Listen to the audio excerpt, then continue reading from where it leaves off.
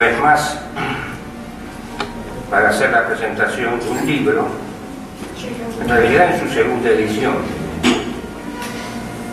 Un libro que fue presentado oportunamente en la Manzana de las Luces ya hace unos años atrás. Un libro de Leonardo Castanino, que es un hombre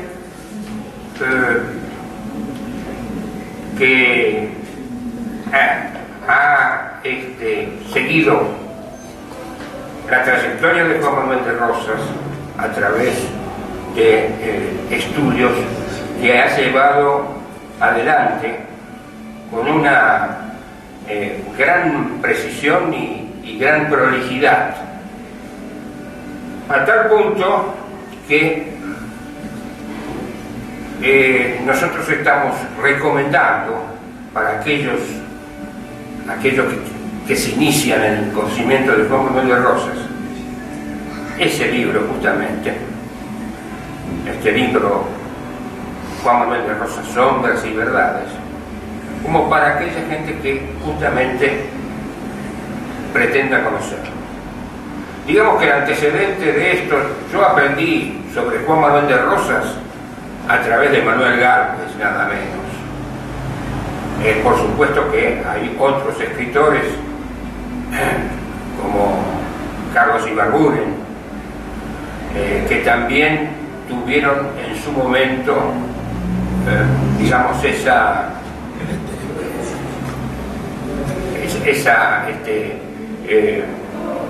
capacidad de ser los representantes de Juan Manuel de Rosas ante el público que quería conocer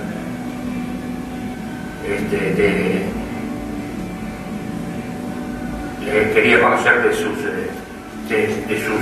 sus características y de su historia. Pero por esto que lo que queremos señalar precisamente es la importancia de este libro y las precisiones que los lectores podrán encontrar en él respecto de Juan Manuel de Rosas. A título de presentación, luego vamos a dejarlo que ponga sobre esto mismo el autor del libro.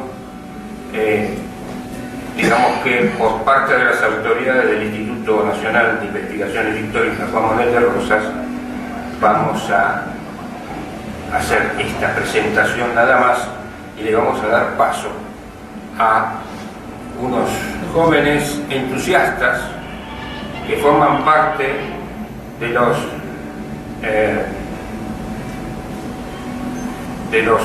patricios de la Vuelta Obligada, una asociación civil que, vistiendo los uniformes precisamente de los patricios de aquella época, se hace presente en distintos actos y también forman parte del Instituto Nacional de Investigaciones Históricas Juan Manuel de Rosas. Dicho esto, vamos a darle paso entonces a Gabriel Turone, que es quien va a exponer sobre esta presentación.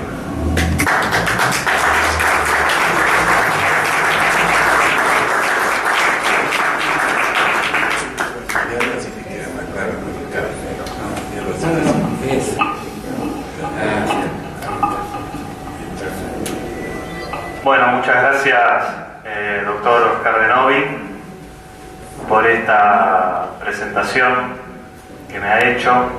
Agradezco también al doctor Alberto Felicantilo, presidente del Instituto Nacional de Investigaciones Históricas Juan Manuel de Rosas, y a otras autoridades más, como José Luis Muñoz Aspiri, como el doctor Viagós, que está aquí presente, y a muchos amigos a los cuales, les ha llegado la invitación para esta presentación del libro de Leonardo Castanino y que se hicieron presentes. A ellos también les agradezco. Yo preparé una breve reseña donde trato de dar algunos apuntes sobre quién es el autor del libro, a quien conozco desde hace ya varios años. Estamos, como muchos, en la senda del revisionismo histórico, lucha brava si las hay, y él me ha dignado para presentarle su segunda edición, y yo he preparado, bueno, como decía, unos breves párrafos que empiezan más o menos así. El amigo Leonardo Castañino es una rara avis dentro del revisionismo histórico, dada su condición de ingeniero civil, profesión que casi ninguno de los grandes pensadores de dicha corriente historiográfica ha tenido. Una vez recibido, se dedicó a la traza de caminos por todo el país, actividad que acompañó junto a esa otra referida a la indagación, difusión y escritura de los hechos del pasado argentino. Incluso a Castañino lo hemos tenido como cofundador de la Unidad de Recreación Histórica Patricios de Vuelta de Obligado, algunos de cuyos uniformados hoy acompañan esta cita y presentación del libro. Impregnan las vivencias y memorias de sus primeros años de vida, anécdotas gauchescas e historias de malones inolvidables, en razón de haber nacido en la siempre atrayente y misteriosa provincia de La Pampa, territorio en el que Juan Manuel de Rosas ha tenido no pocos aliados, tanto a un lado como del otro de la línea de Fortines, donde con suma maestría en el oficio de la política logró mantener la calma en los mojones fundados por sus hombres, llámense Azul, Bahía Blanca, Tandil, 25 de Mayo o Bolívar, por nombrar solo algunos. Entra Leonardo Castañino a revisar la historia patria como pensador independiente del campo federal, de acuerdo a la sentencia que él mismo hace, lo que al decir de Arturo Jaureche en su obra Política Nacional y Revisionismo Histórico, bien lo podríamos ubicar entre aquellos que, no perteneciendo a las esferas de las instituciones más renombradas de la revisión, como lo es esta casa, el Instituto Nacional de Investigaciones Históricas Juan Manuel de Rosas, sí escriben acerca del restaurador de las leyes y su época. Es este criterio de independencia intelectual lo que hace de Castañino uno de los escritores más respetados de estos últimos años, gracias a obras investigativas y de recopilación que a menudo nos vuelven a refrescar por qué sentimos aprecio y simpatía por la figura de Rosas, por los caudillos federales de esos años y por las políticas que ellos aplicaron en pos de la defensa de la soberanía nacional. Desde el 2009, Castañino escribió Juan Manuel de Rosas, Sombras y Verdades, Guerra del Paraguay, la Triple Alianza contra los Países del Plata, de la que no hace tanto salió la segunda edición. Juan Manuel de Rosas, La Ley y el Orden, donde debuta con su propio sello editorial. Y el pintoresco y curioso debate histórico ¿Quién inventó dulce de leche?, a los que pronto, Dios mediante, se le sumará una biografía sobre José Artigas. Esta segunda edición de su Juan Manuel de Rosas, Sombras y Verdades, no es un libro más. Implica el esfuerzo sostenido de este buen patriota pampeano, que desde el año 2012 se lanzó a editar y publicar sus propias obras bajo un sello editorial independiente, la Gaceta Federal, coherencia que se congracia con su definición de pensador independiente antes nombrada. Corregida y aumentada, la obra que aquí me ha honrado en presentarla es, más que una investigación, una recopilación histórica. Suerte de compendio sobre los orígenes, el esplendor, el ocaso y el exilio de Rosas expuesto en 15 capítulos, todos muy bien citados, y que hacen del libro una fuente amena tanto para neófitos del tema como para avesados que siempre desean recordar tal o cual detalle del gran americano y de su honrada administración. No faltan en el libro las citas dispensadas por los protagonistas, funcionarios o enemigos de la Federación, como tampoco ninguna opinión o documentos de quienes con posterioridad al periodo reseñado fueron sus panegiristas o detractores más enconados, y que cimentaron la eterna disputa en torno a la reinterpretación del gobierno de Rosas. Así, desfilan por las páginas de Juan Manuel de Rosas, Sombras y Verdades, los puntos de vista de García Mellida, Ernesto Palacio, Julio Irasusta, Manuel Gálvez, Bartolomé Mitre, Sábato, Lavalle, Sarmiento, Escarabini Ortiz, José María Rosas, San Martín, Ernesto Quesada, Busaniche, Lucio B. Mancilla, Florencio Varela, Hamilton Fotheringham, Lucky Lagleise, William McCann, Alonso Piñeiro, Manuel Bilbao, Marechal, Saldías y muchos otros más. De modo que de todas las posturas que pueden surgir de esta pléyade de personalidades y autores, todos consecuentes con la búsqueda de una definición lo más certera posible acerca de quién fue el brigadier general Juan Manuel de Rosas, el libro mantiene desde el principio una premisa que recién aflora al final de su lectura, esto es, la de deducir y aproximarse a la personalidad del restaurador, tarea que lógicamente queda en manos del lector y que el amigo e infatigable rastreador de cuanto documento existe, don Leonardo Castagnino, resume en esta obra que nuevamente sale al ruedo para dar la sostenida batalla cultural a la que el pueblo argentino jamás debe renunciar. Pues a pesar de que los tiempos han cambiado y de que las pasiones de antaño parecen aquietadas, todavía resulta indispensable el que obras como la aquí presentada saquen de las sombras aquellas verdades que por su ocultamiento han impedido nuestro pleno crecimiento como pueblo y como nación. Por ello es importante y valerosa esta nueva edición de Juan Manuel de Rosas, Sombras y Verdades. Muchas gracias.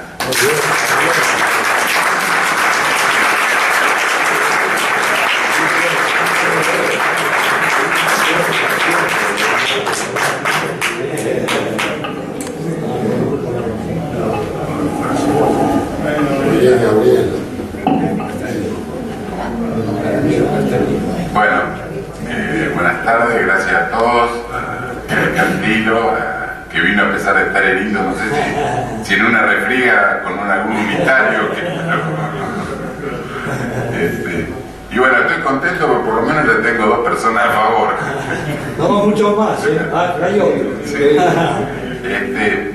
Yo quería hacer una breve referencia respecto al federalismo y al unitarismo.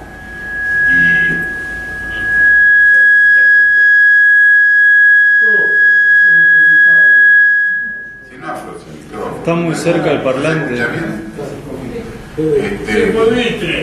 Para, digamos, porque ¿cuál fue el motivo de este libro, de la Guerra de Paraguay y del próximo que va a ser de Artigas?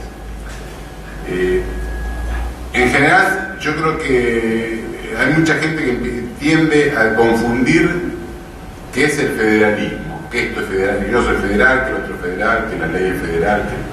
Entonces quería hacer una breve reseña, digamos, de qué es lo que entiendo yo por federalismo, porque podemos debatir o discutir si es mejor el federalismo o el unitarismo, pero lo que no podemos es confundir las palabras.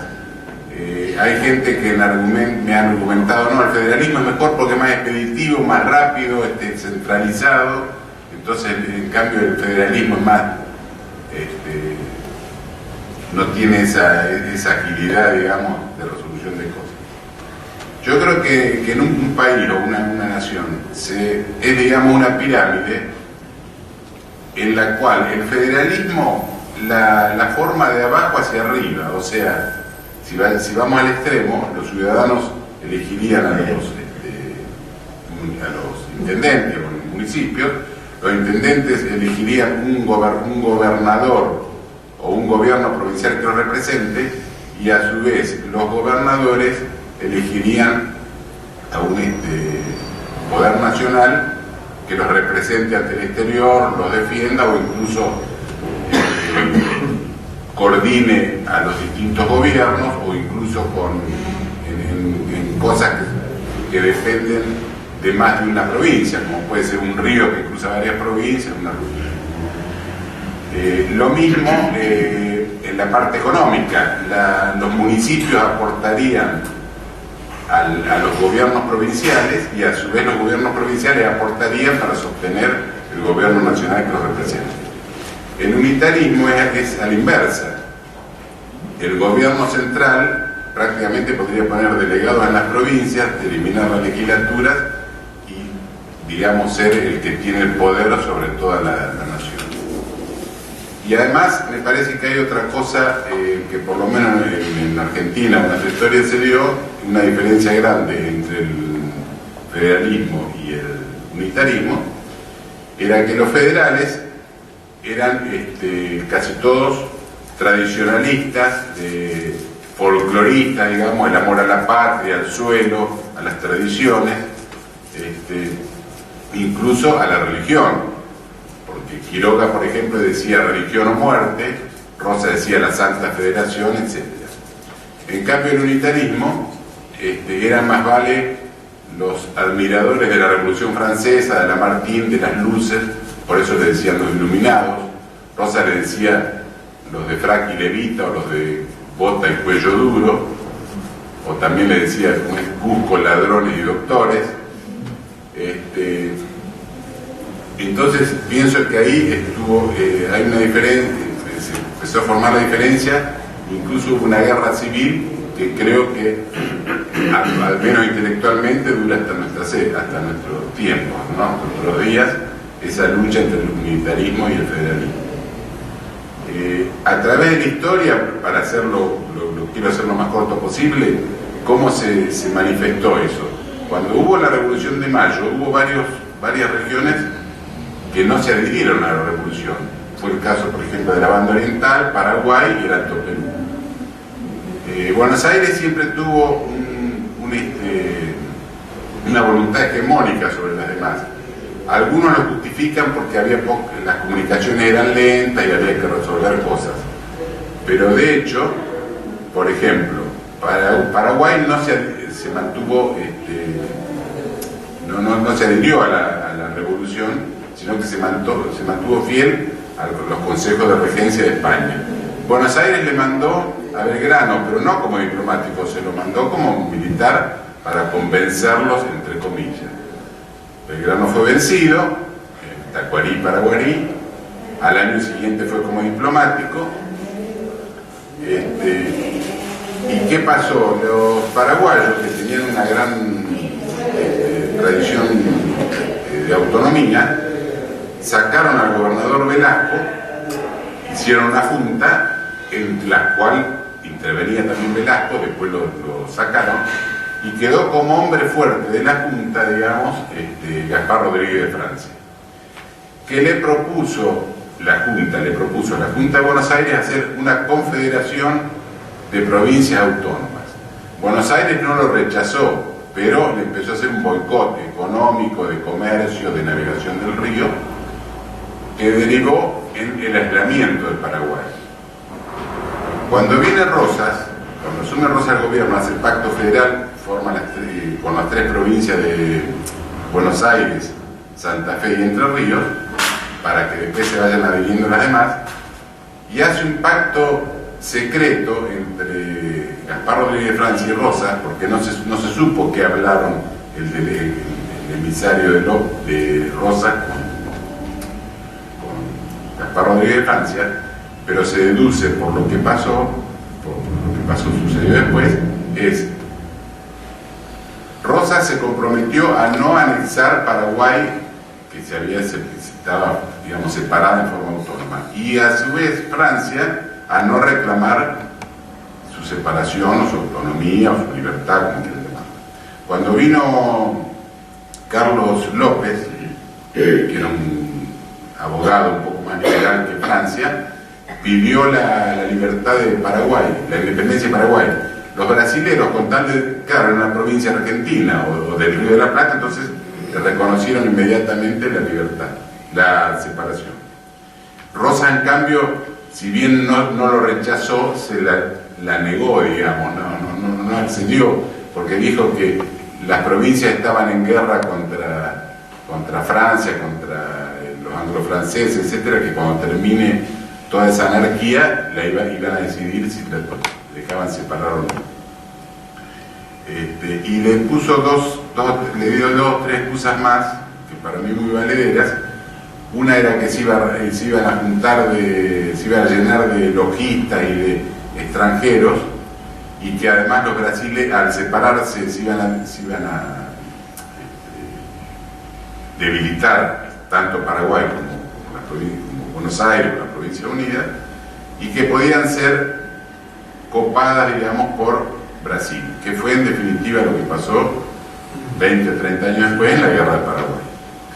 Parecido sucedió con Artigas en Uruguay, porque Artigas levantó la campaña, se puso en contra de sitió Montevideo, que no se había adherido a la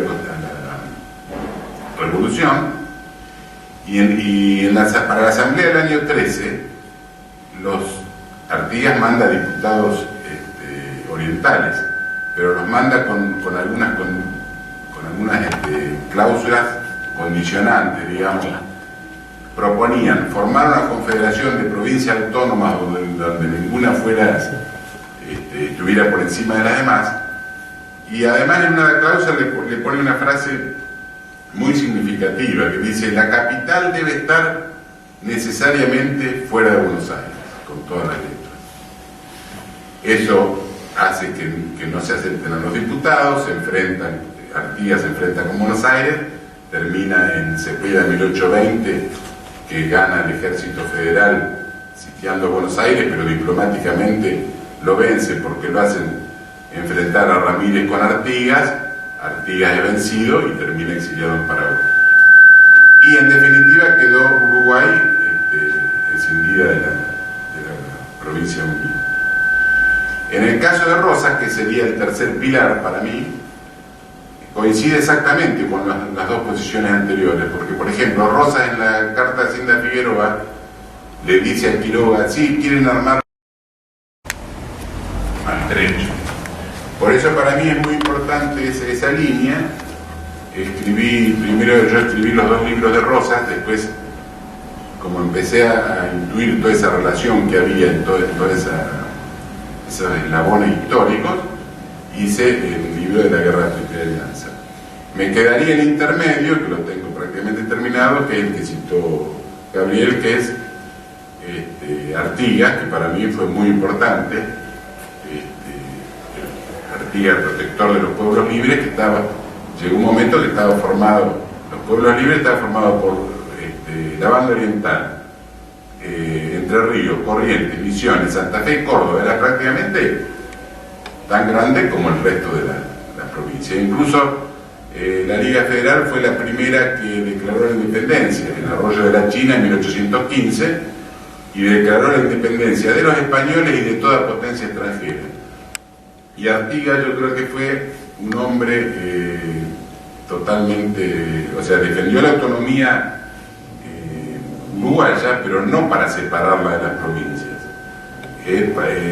Incluso siempre era muy estricto en formar congresos en que los pueblos opinen. Los diputados que vinieron acá, por ejemplo, no los puso él, sino que cada pueblo eligió su propio diputado, y nunca tuvo la voluntad de separarse. Artigas, cuando se exilia en Paraguay, que está 30 años exiliado, en el testamento pone: yo, José Gervasio Artigas, argentino nacido en la banda oriental. O sea que hasta el último momento tuvo. Y con respecto al libro bueno, yo traté de juntar documentación más comentarios míos, etcétera, que describan un poco la personalidad de Rosas. Por supuesto que no es una historia de la Confederación, porque se necesitaría muchísimos volúmenes, sino que traté de describir cómo era la personalidad de Rosas, algunos aspectos de su gobierno. Lo continué en el segundo libro, que es La Ley y el Orden. Así que bueno, les agradezco a todos. No les pido que compren el libro, pero pídanlo prestado, y no espero que les guste, pero por lo menos que les sea útil.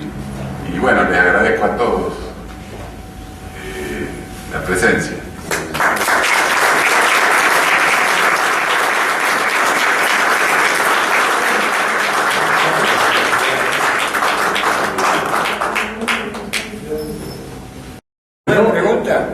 Yo voy a decir unas palabras. Bueno, El nombre del Instituto Nacional de Investigaciones Históricas Juan Manuel de Rosas ha sido un honor realmente tenerlo al ingeniero Castañino presentando aquí su libro, y además también acompañado, porque realmente Gabriel Turone, que es de los jóvenes revisionistas, ¿no es cierto? Es decir, la gente joven que nos está acompañando, que realmente es gente muy valiosa y que son los que van a continuar todo esto que nosotros vamos a hacer.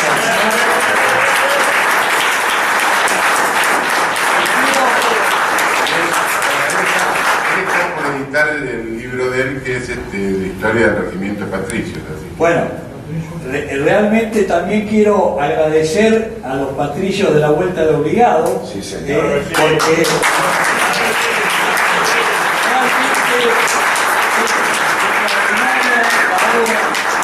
desarrollan los homenajes que se le han hecho a Jerónimo Costa, al coronel Álvaro Alzogaray, a Adolfo Saldías, es decir, realmente es extraordinario, es decir, la presencia de ustedes, el trabajo que hacen, tiene toda nuestra admiración. Además de las páginas que tienen, es decir, tantos jóvenes revisionistas, patricios de la Vuelta de Obligado, la Gaceta Federal, es realmente extraordinario. Ahí tenemos todos para aprender día a día sobre la época de la Confederación Argentina, sobre Juan Manuel de Rosas y tantos hechos de nuestra historia. Así que para nosotros ha sido un gran honor tenerlos presentes y bueno, sigan adelante, que realmente para todos es un ejemplo de lo que ustedes hacen. Gracias. Bueno, de verdad. No es casual que estemos acá, porque justamente Leonardo fue uno de los cofundadores de Patricio de Vuelta Obligado, inclusive allá creo que por el 2008, por octubre, en la oficina de Leonardo, ahí sobre Avenida Mayo, se firmó el acta constitutiva de los Patricios de Vuelta Obligado. Así que realmente es un honor que podemos estar acá en la presentación de su libro, ¿no? Gracias. Sí, a mí.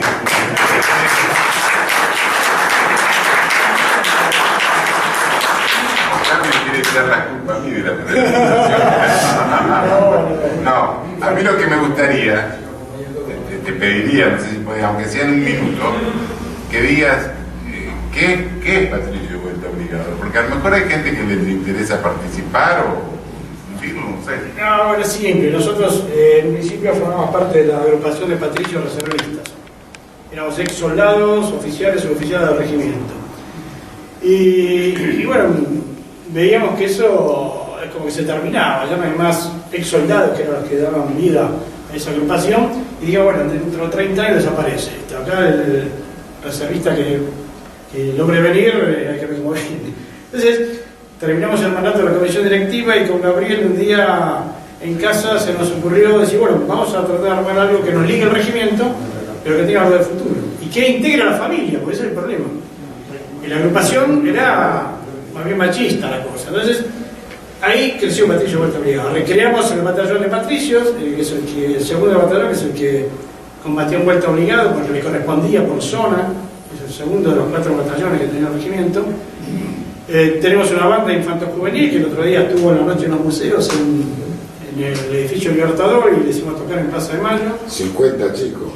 Sí, no son 120 músicos, pero la banda siempre viene 40, 45, ¿no? Son de Ramallo y Villa Ramallo. Y dije, bueno, las mujeres, ¿cómo las integramos? Entonces creamos el batallón Petrona Simonino en homenaje a la heroína de Vuelta Obligado. Así que logramos integrar a la familia y es por eso que tenemos ese relativo éxito, porque nos acompaña a todos lados y a la gente le gusta. Entonces es una forma de inculcar la historia de otra forma, divertida, y bueno, es lo que hacemos simplemente nuestro granito de arena en esta lucha que gente como Leonardo, con su trinchera de la Gaceta Federal y con sus libros, también ayuda a llevar adelante, ¿no? Así que gracias, Leonardo, realmente estamos muy orgullosos de vos y bueno, que sigan los éxitos. Bueno,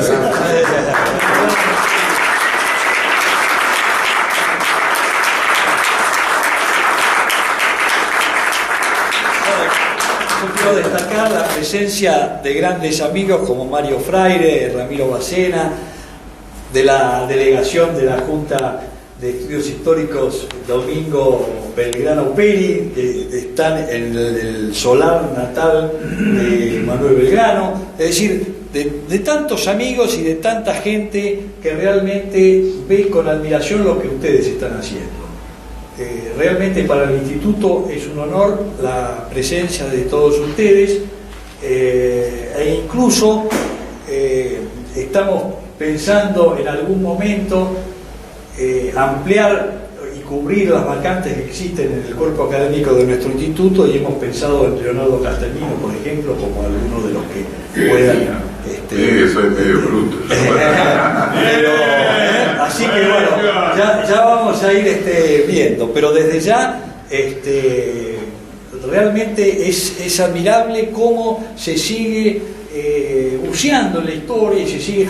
Tenemos a Facundo Viagos, que ha presentado este año su libro Ignominias Paralelas, donde habla sobre caseros y las traiciones y en fin, es decir, todos dan su pequeño granito de arena para seguir estudiando y profundizando todos estos temas de la historia que tanto nos apasionan. Para conocer un poco nuestro pasado, tratar de ver dónde estamos ahora y avisorar un porvenir mejor, ¿no es cierto? Muchas gracias. Bueno, bien.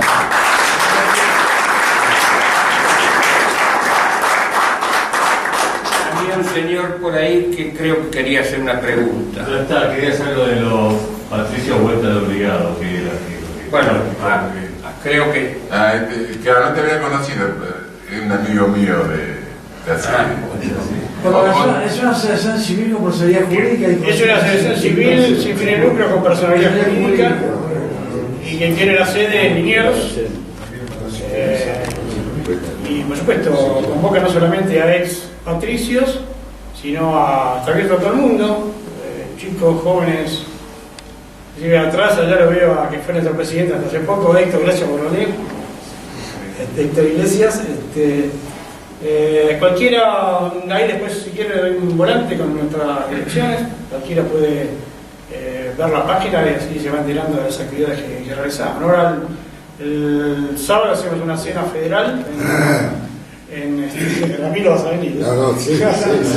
Una cena federal en Navarro, que ahí tenemos una filial importante, y les cuento también que el día 13 de diciembre en Navarro se inaugura el Museo Manuel Dorrego, bastante amplio comparado con lo que había antes, que era una sala muy chiquita, y también va a ir a ese acto nuestra banda, trae la Municipalidad de Navarro directamente de Ramallo.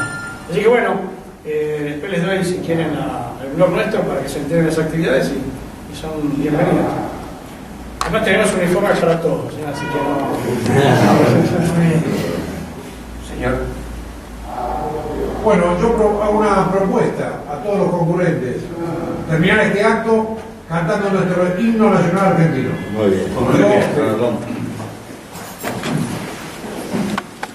¿Tenés el micrófono? Sí, tenemos acá.